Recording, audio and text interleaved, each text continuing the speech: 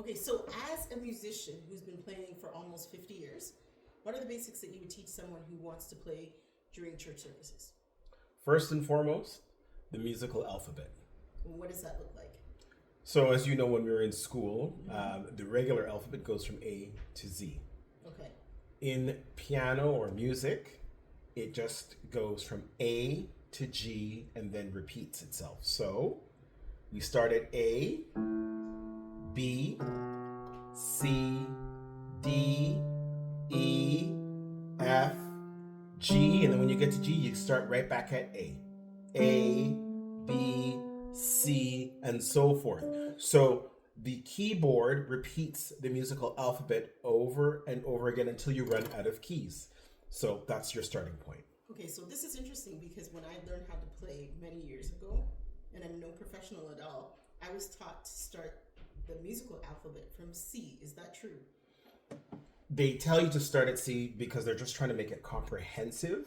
But Okay. since everybody knows their alphabet, I'm just giving you just an overview of the musical alphabet. But when we start to learn keys itself, we'll start with C because basically there's what you call middle C, which is the center of the keyboard, of a regular keyboard, which for everybody's purposes is 88 keys. So C, middle C, is sort of like your center point. So your body should be sitting with middle C in the middle. So this is middle C. But when you're looking at it from the standpoint of the musical alphabet, A to G, and then it repeats itself.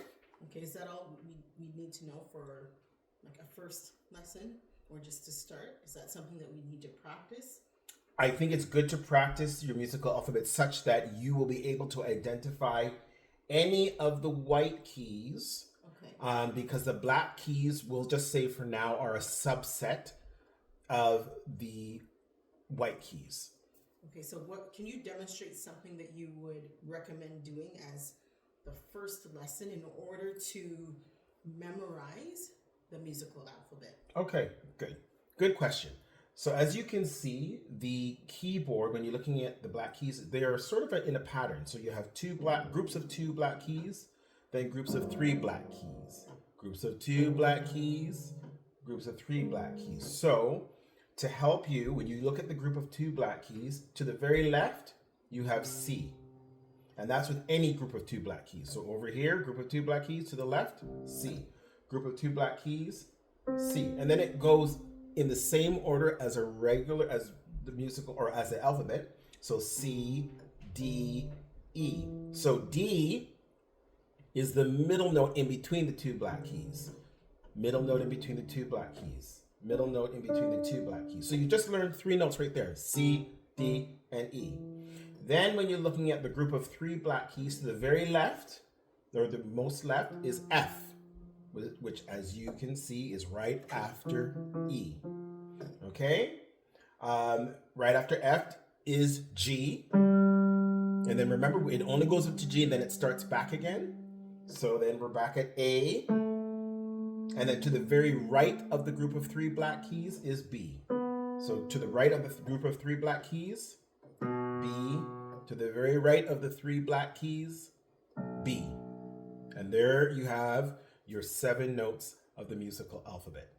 Okay, one more question before you wrap up this lesson. Would you recommend pasting letters on the keys? I remember when I started learning, we had these little cardboard structures that fit into the grooves of the keyboard, and it had the letter names on them. But then someone suggested that that was kind of spoiling me and that I needed to memorize these keys without this cardboard assistance. It's only 7 notes. I don't recommending taping the letter names or the note names to the keyboard because it's going to become a crutch.